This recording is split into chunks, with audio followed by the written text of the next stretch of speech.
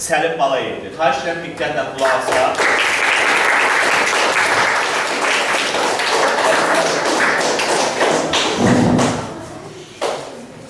Tədbirinizə qatıldığınız üçün hər birinizi salamlayır və təşəkkür edirəm ki, vaxt ayırıb gəlmişsiniz.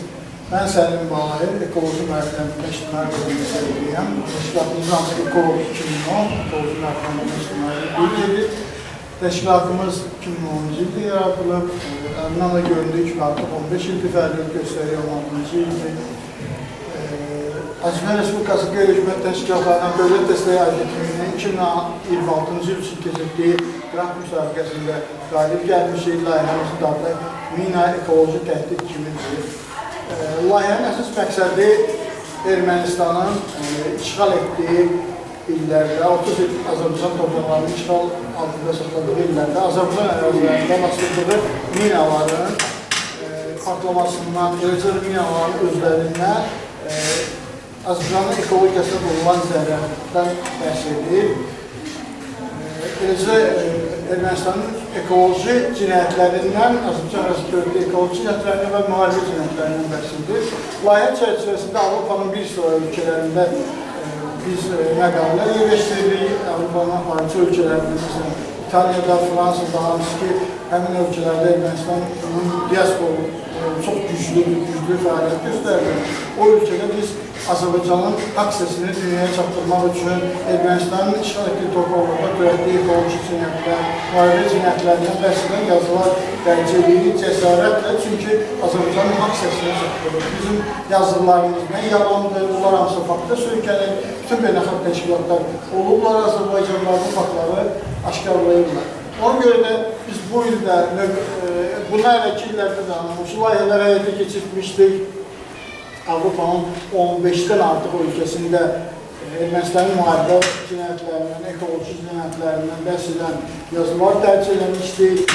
Eyni zamanda Asiya ölkələrində, Qazaxıstanda, Tacikistanda, Türkmenistanda, Özbəkistanda, Qırğızstanda, müxtəlif ölkələrdə biz daima həmin ölkələrin xarici mətbuatlarında Ermənistanın özünü demokratik adlandıran bu Ermənistan rejiminin iç yüzünü ifşa etməyə qarşımıza məqsəd qoymuşdur və onun faktları söykənərək edirdik. Azərbaycan torpaqlarında bütün mədəni tarixi abidələri dağıtmışdır. Deməli, mis mədənlərinin, Ermənistan arasında olan mis mədənlərinin axıntılarını oxucuya yaxınmaqla, oxucuya hövzəsini tamamilə suları çitləndirmişdir. O sularda yaşayan bütün biomüxtəliflik, bütün heyvanlar, balıqlar və s. məhv edilmişdir. Eləcə də təbiətə ciddi ziyan vurulmuşdur. Müharibə dövründə Ermənistan Zəngilanda çinər meşələrini qırmış, Azərbaycanın florasına, faunasına ciddi ziyan vurmuşdur.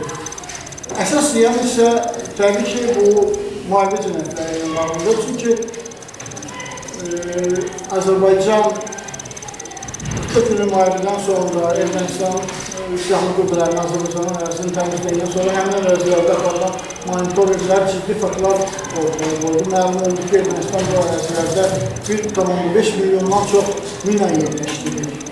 Təqribi hesab olunub, düzdür, bunlar təqribi hesab olunmadır, amma bu faktın özlüyündə böyük bir rəqəmdir. Çünki minalar həm torpağı çirkləndirir, torpağın korroziya olmasına səbəb olur, minalar dəyişiklik olan zəhərli madını torpağı zəhərləyir. Uzun illər üstündən keçəndən sonra bu torpağın mümkünlüyü itir, torpaqlardan istifadə etmək mümkün olmur. Elçilə patladıqdan sonra olan dəyişiklik olan qazıntılar torpaqlara qarışır, yenə də torpağı zəhərləyir. Azərbaycan artıq 5 ildir, 6-cı ilin yarısı artıq keçmişik. İşğaldan azad olan torpaqlarda min təmizləmə əməliyyatları, geniş miqyasda Azərbaycan min təmizləmə əməliyyatlarına başlamışdır.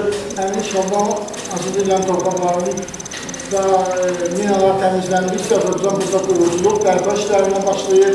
Bilirsiniz ki, silsilə meşə zolaqları başlanıb, salınmağa, həmin ərazilərdə ağaclar əkilməyə başlayır, ağaclar digər bir çox ərazilərdə ağacların toxumları, məsələn, balıq toxumları və digər toxumlar təbii qaydada torpağa səpilib ki, minaların təmizləmiş ərazilərdə Azərbaycan itirmiş olduğu meşə masivlərini yenidən bərpa etsin.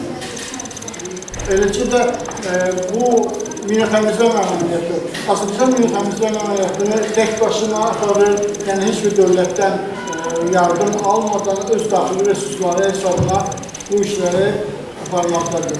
İlkin hesablamaya görə bu, deməli, mən burada statistik rəqəmləri təqdim edim sizə.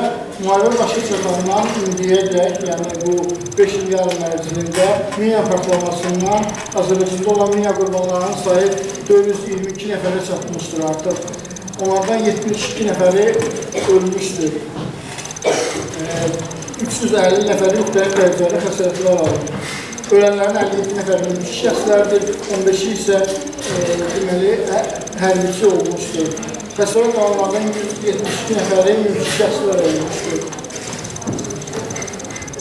Ümumilikdə Ermənistanın Azərbaycanın qarşısında hərbi təsərrüfə başladığı dövrdən, yəni bu həm 1-ci Qarabağ müharibəsindən söhbət edir, o dövrdən indiyədək minalardan Azərbaycanda 3.500-dən çox Azərbaycan vətəndaşı minalardan zərər görmüşdür. Onlardan 358 nəfəri uşaqdır, 38 nəfəri isə qadınlardır.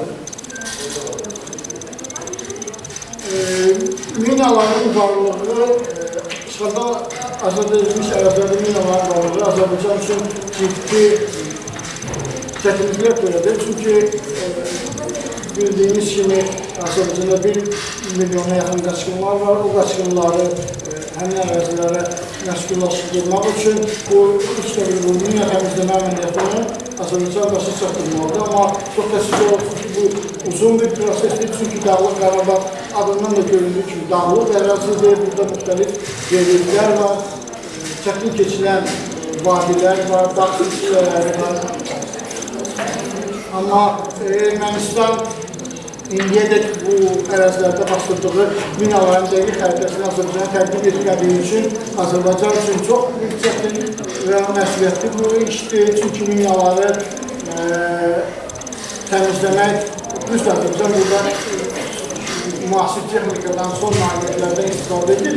Amma ki, relyefin özü buna imkan vermir ki, məsələn, o müasir texnikaları o çətin relyeflərə qaldırır, orada mina təmizləmə əməliyyatı aparsın. Ona görə də bəzən bunlar yəni sadə üsullarla, mina təmizləyənlərin fədakarlığı sahəsində bəzən olur ki, onlar da bu patlayan minaların qurbanına çevrilirlər. Məsələn, bu yaxınlarda bir dənə fakt olmuşdur, Anamanın mina təmizlənən əməliyyatın işçisi həmin mina axtaran zaman minaya düşmüşdür və yaralanmışdır.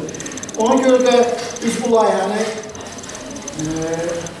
artıq neçənci ildir, 6-cı ildir demək olar ki, Avropa ölkələrində aparılır. Çünki dünyanın ən böyük ictimai fəallıq digər qitələrə baxanda Avropa qitəsindədir. Avropa ictimaiyyətinin dünya birliyinə təsiri çox böyükdür. Ona görə də biz Avropa ictimaiyyəti arasında bu maarifləndirmə işlərini aparırıq ki, onlar da öz parlamentlərin yerli qanunverici orqanları ilə təmasda olsunlar, öz deputatları qarşısında bu məsələləri qaldırsınlar ki, Azərbaycanın haqq hissəsinə dəstək olsun, Azərbaycana bu işdə köməklik olsun, nəhayət Ermənistana təsir olsun ki, Ermənistan Azərbaycanla böyük sülh müqaviləsini imzalasın, eləcə də Azərbaycanın işğal olmuş ərazilərində o keçmiş cəbhə xəttindən artıq istifadə ərazilərdə olan minaların bastırılmasına dair dəqiq xəritələri rəsmi Bakıya, Azərbaycana təqdim edilsin ki, Azərbaycan bu mina təmizləmə işini uğurla başa çatdırsın. Çünki minaların varlığı, bir də təkrar edirəm, həm Azərbaycan ekologiyası üçün, həm də qlobal götürülükdə Cənubi Qafqaz üçün, region üçün çox böyük təhlükədir, çox böyük təhdiddir. Azərbaycan bu işi nə qədər uğurla həyata keçirərsə, bir o qədər də həm ölkəmizin ekologiyasına, xeyirli olar. Həm də məcburi köçkünlərimiz öz doğma yurtlarına tez və işsiz qayıda bilərlər.